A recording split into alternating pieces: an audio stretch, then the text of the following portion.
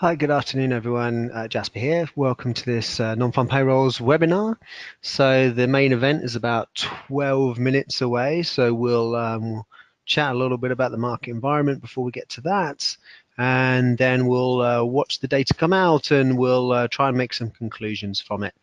Any questions anytime, certainly feel free to send me a message through the chat box in the live webinar, or after the event you're watching this on YouTube, obviously please feel free to leave a comment, and myself or LCG will get back to you.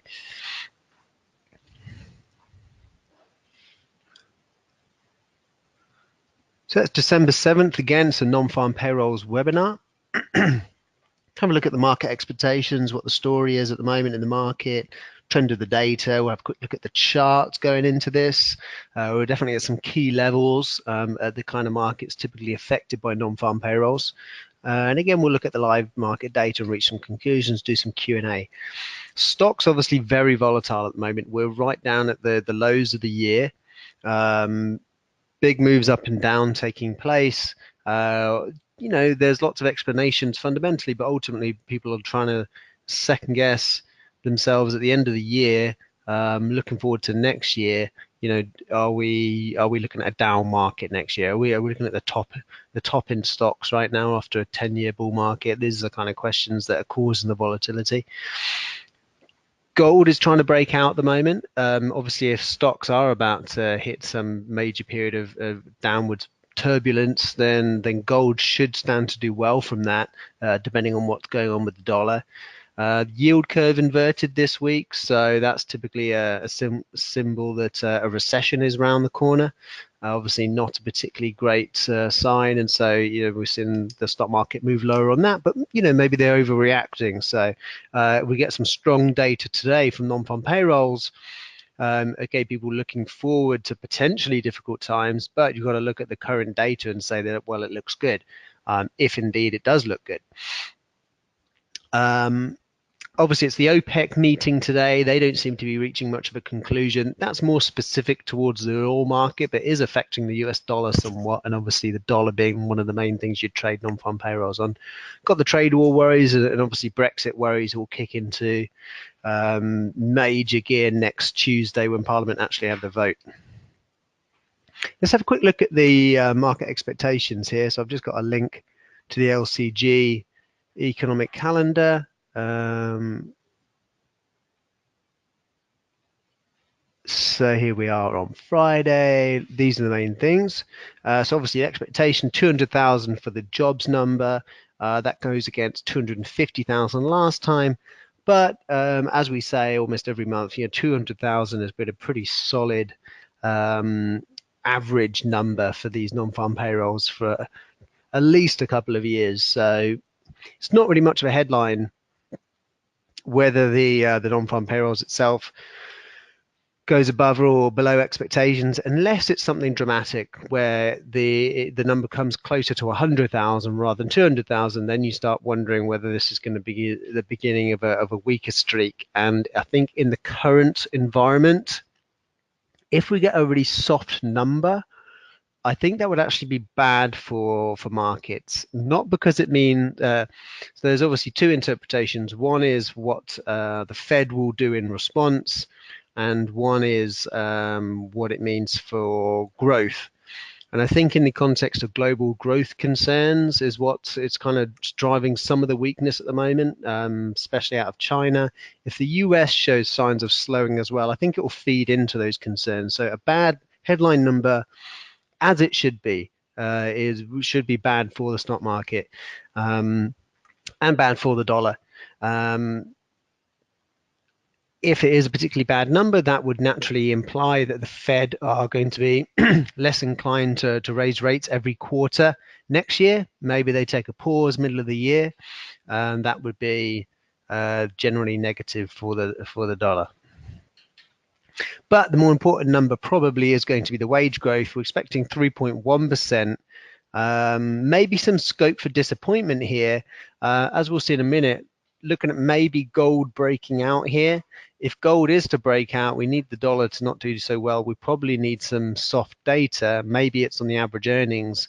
If they come in below this 3.1%, that could be a catalyst for gold to move higher. And the unemployment rate, I mean, that's very low at 3.7%. Maybe that just ticks higher a little bit, and that would be something that grabs a few headlines, especially if the headline number doesn't move too much. So they're the main things to watch out for. I mean, when I'm talking about average early earnings, most people do tend to watch the month-over-month figure, although the year-over-year obviously gives you a more balanced view. Month-over-month, the more volatile one, which can cause a bit more movement. So maybe it doesn't improve to 0.3, maybe it stays at 0.2. So if it is average hourly earnings at 0.3 or above, I think positive dollar. If the headline number is around 200,000 or above, should be positive dollar. And I think we need some misses, some significant misses to send the dollar lower on this. If it's a middle of the road number, probably the stock markets do their own thing and move on. Okay, I think we've had enough of that. Just have a look at the LCG Trader platform.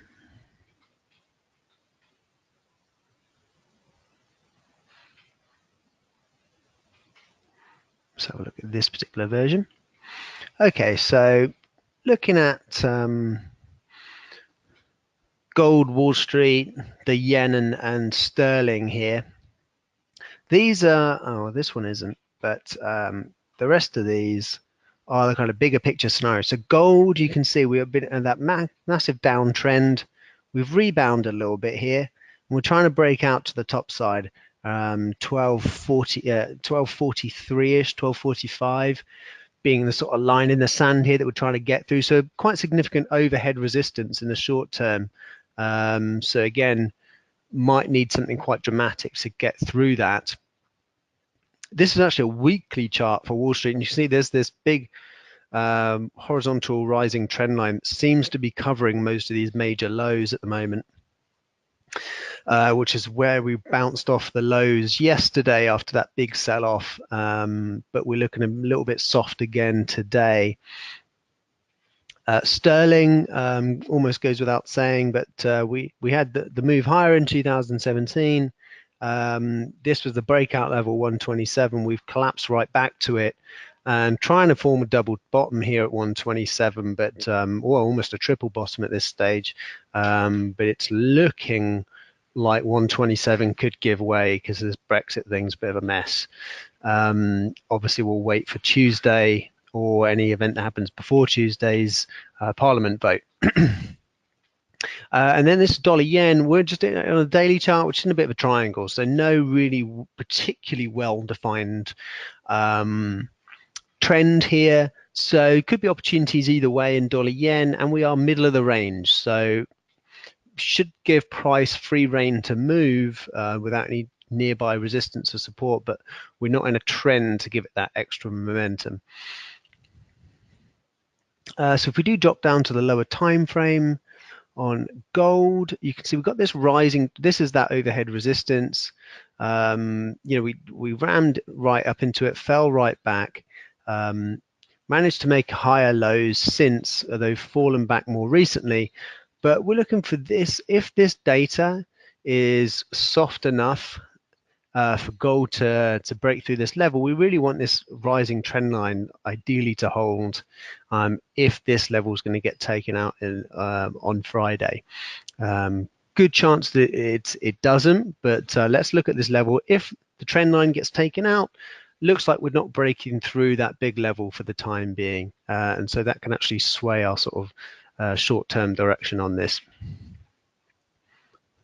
We're about 3 minutes away from the data. Got to keep an eye on that. Wall Street, if we drop down to the short-term movements here, here you can see we've spiked off that long-term trend line low. We have made some, we did make a new high in the futures market. We're pulling back. It looks like we want to move higher here. So if this little trend line breaks is of any significance, We're trying to get back through this kind of gap down level from yesterday. We've made some inroads into it, but if we can get back through in there, that would suggest that this data is, again, what I'm expecting is that the data is that some soft data would see the market roll back. So that we need this. This would imply some good data if this is going to follow through.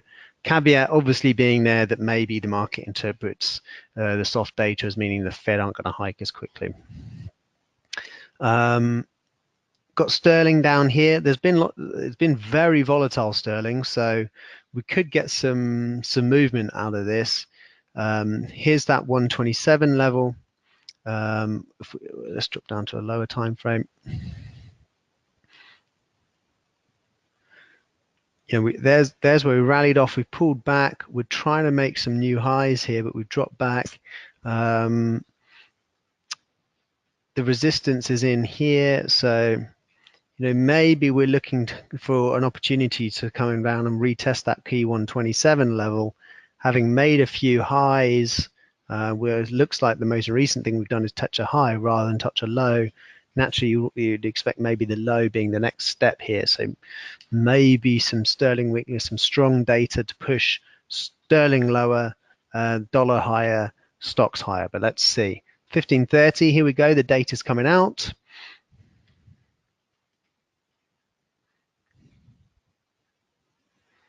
We're getting some follow through on stocks. Gold certainly trying to make a push higher here. Would imply some sort of softness.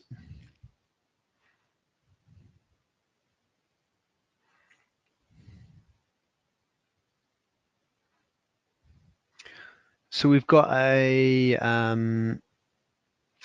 non-farm payrolls 155,000. So that's a bit of a disappointment.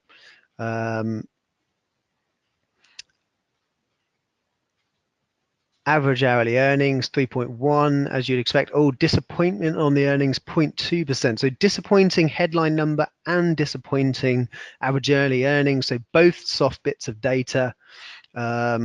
Stocks trying to rally but struggling. Gold is the most clear cut. Look, pushing right into that key resistance level. Looks like it's going for it.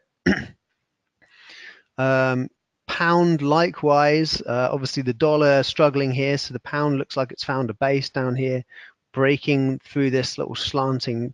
We've had like a break off the 127 level. Could almost call this it's a pullback, but it could be a sort of flag trying to break out to the other side of that. And dollar yen, well, we're down near the support level, so it's trying to bounce off the it's heading back down into support, but obviously that's sort of harder to do. Semi little topping pattern going on here in dollar yen. Maybe the beginnings of more softness in dollar yen if this can follow through. Maybe we actually end up breaking down through this triangle if this data gets any follow through. So it's basically soft US economic data. It's confirming those growth concerns that I was saying.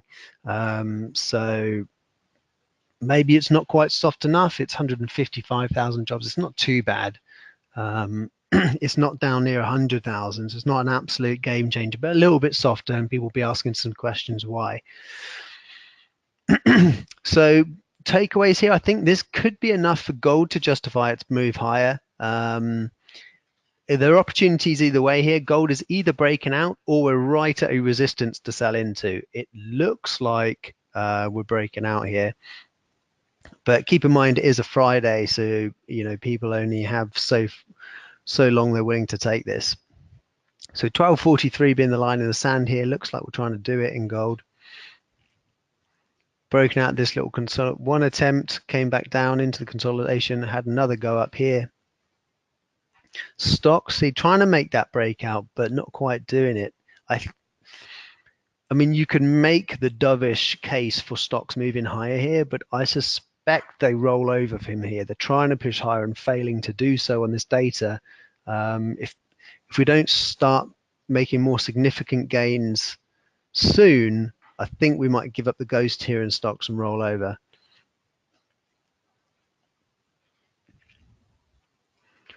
Sterling getting a few pips out of this in sterling. Started at 127.50 up at 126.850. Again, the data's dollar negative, but as we all know, slightly dicey situation for the British pound in general at the moment with the Brexit vote. So maybe a little bit of a bounce here in sterling could be an opportunity if we hold on to actually sell the strength in sterling ahead of that vote next week, which can only get so far. So decide where you feel the resistance is. It looks like we've had a little bounce off the lows, pull back, and we want to make some new highs. So maybe instead of this, where is it? We've been kind of respecting a bit of a downsloping trend line here. Maybe if we break through that, then we just come up and we look at just these old highs through here. Around 128.80, maybe we can get as high as that. 128.60 would be this high here, and then 128.50, more of a round number, potentially an upside target here for sterling while we remain in this sideways environment. Okay, I think we've said all we need to say. Gold up at 12.45. Definitely going for the breakout. Wall Street rolling over after initial attempts at gains. I think we could see some more stock weakness today. Sterling maybe popping into an area to sell ahead of the Brexit vote, and maybe dollar yen breaks down through this longer term triangle pattern and we get some more weakness in the dollar yen. So let's see. Thanks for watching, everyone. Jasper signing out.